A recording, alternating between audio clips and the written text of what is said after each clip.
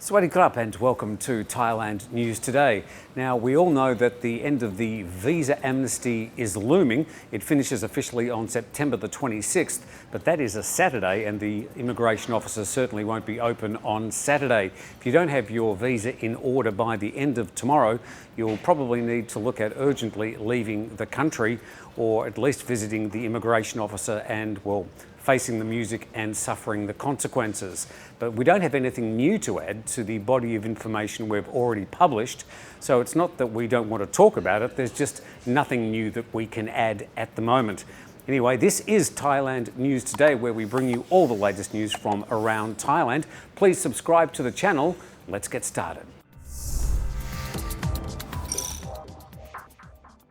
A date's been set for creditors to recover their money from Thai Airways.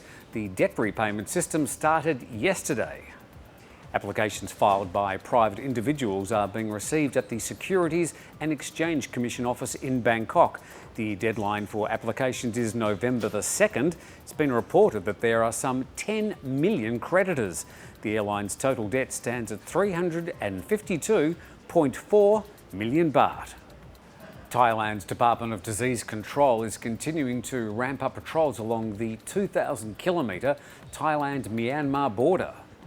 There's been a spike in the neighbour's COVID-19 cases. Between 430 and 670 people each day over the past 4 days have tested positive for COVID-19.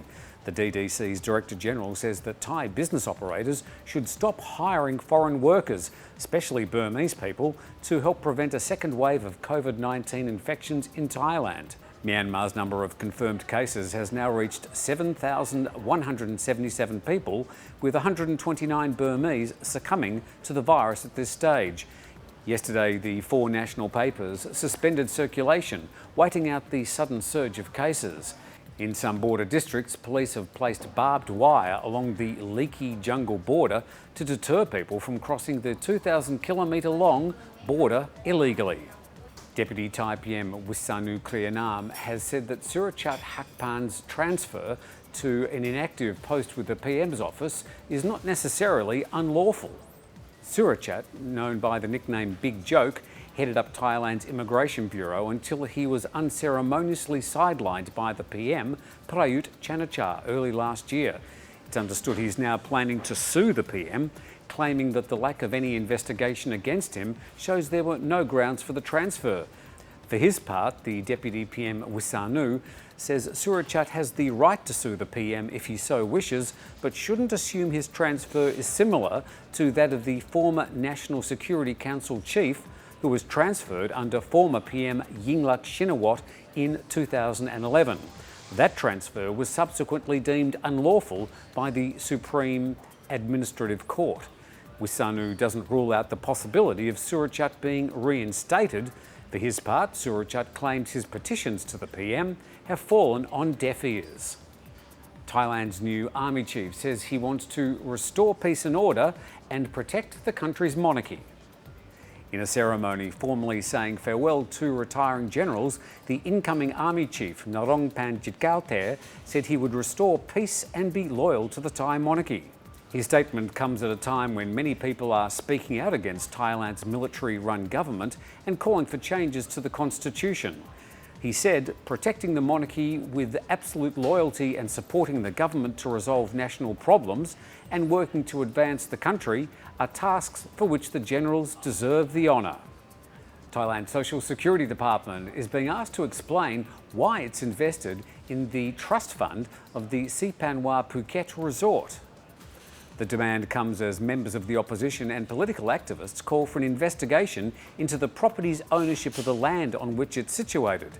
The owner of Sipanwa Phuket, Warasit Isara, has faced flack online recently, with his property attracting multiple negative reviews as a consequence, after he criticised one of the student anti-government protest leaders. Thai PBS World reports that the Civil Society for State Welfare is calling on the State Security Office to clarify its investment in the Sipanwa Hospitality Real Estate Investment Trust, thought to be worth around 500 million baht. Meanwhile, the review site TripAdvisor has had to suspend reviews for the Sipanwa resort as the travel review website has been flooded with negative reviews. And Bangkok motorists are being advised to stay away from the new Thai Parliament today as another protest rally takes place. The rally was announced by anti-government protesters at the end of their weekend demonstrations. The Metropolitan Police Bureau advises drivers to avoid Kiak Kai Road in front of the Parliament building, as well as a number of other roads in the vicinity. The Thaiger will bring you some of the latest vision from the protest this afternoon, which you can watch on our Facebook page with a full report on tomorrow's Thailand News Today. And just a short footnote today as we say goodbye, 79% of you collect your news from the Thaiger on these things, both our written news and our video news as well.